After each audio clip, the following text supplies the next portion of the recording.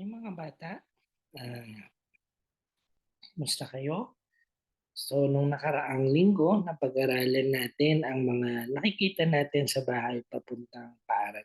So, marami tayong mga sinasakyan na mga sasakyan para makapunta sa paaralan o yung mga mother at saka yung father natin makapunta sa kanilang mga workplaces.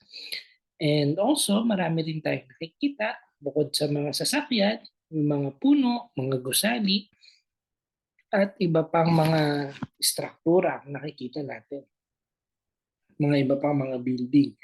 Ngayon naman, pag-usapan natin yung panahon at kasuotan. Yan, napapanahon yung usapin natin ngayon o yung talakayan natin ngayon. Kasi um, from rainy season last year and now, it's a summer now, ay alam natin kung ano yung mga dapat nating isuot o yung kasuotan sa uri ng panahon na meron tayo sa bawat araw. Okay, ano nga ba ang panahon? Ang panahon ay kalagayan ng himpapawid sa loob ng isang araw. When you say panahon, sa English nito ay weather. So weather is the situation um, of the clouds or the atmosphere uh, in our everyday. Ayan. Ang panahon ay maaaring maaraw, ayan, mainit, maulan, mahangin o maulap. Yan. So, syempre, pag mainit o maaraw, so nakikita natin si Haring Araw, yung sun. Pwede ring maulan, sabi doon. Diba? Pwede ring mahangin. Ayan. Pwede ring maulap. So, ano nga ba yung mga kasuotang angkop sa uri ng panahon? Dapat ba na naka-jacket tayo kapag mainit ang panahon? Dapat ba nakasando at short lang tayo pag maulan o mahangin ang panahon? Or ano ba yung mga pwede nating maging activity pag mga mainit, maulan, maaraw at maulap? Okay, tignan natin. May iba't ibang uri ng kasuotan ang mga tao. Ang mga kasuotang ito ay maaaring isuot sa bawat isa sa iba't ibang uri ng panahon.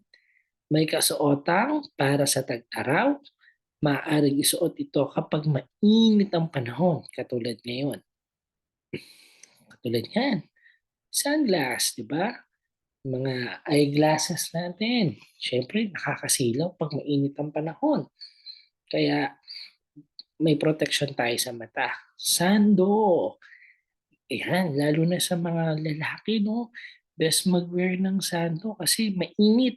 Madali tayong pagpawisan at mas presko itong ah, sando na ito. Pag sinabing presko, it is much comfortable than to the t-shirts.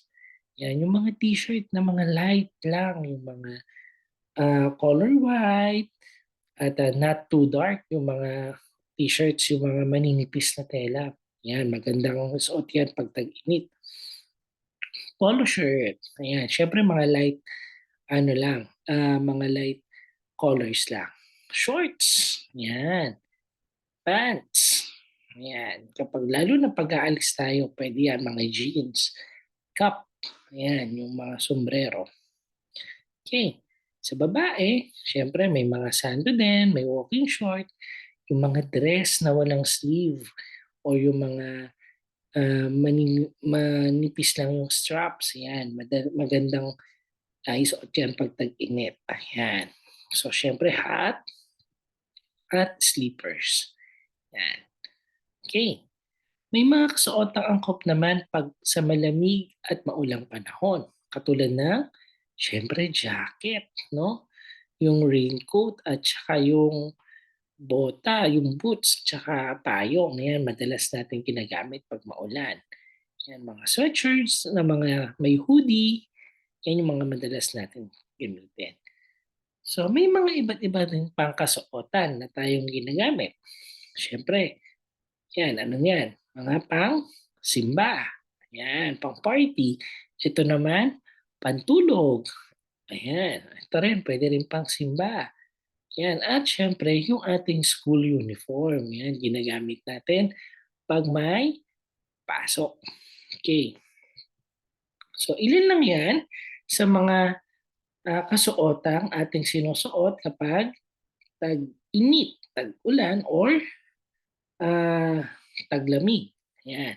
At, nalaman din natin ngayon ang iba't ibang kasuotan na ginagamit natin sa pang-araw-araw katulad ng, ah, pantulog, tas damitang pamasok, pangsimba or pang-party, 'yan ginagamit natin 'yan. Siyempre yung pangsimba medyo, ah, nat 'yan sa mga lalaki naka-pants, hindi naka-shorts, 'yan, naka-polo, sa mga babae naka-dress, ayan. 'Pag party siyempre ano, maganda yung suot natin, pinapakita natin yung magandang kasuotan natin 'pag kasuotang pang-party or may mga mahahalagang okasyon tayo.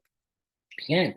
Sa activity niyo for today, kunin niyo ang inyong AP worksheet at, sagutan ang page 5. Madali lang 'yan.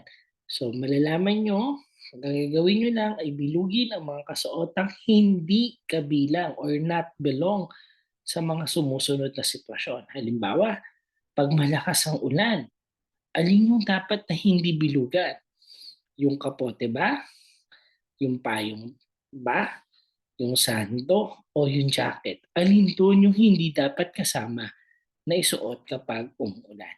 Ayan. So, madali lang yung activity natin, madali lang yung lesson natin, at I hope na sa mainit na panahon ay lagi kayong mag-ingat at magsuot ng mas komportable na kasuotan para sa araw na ito. Yan lamang tayo at maraming salamat.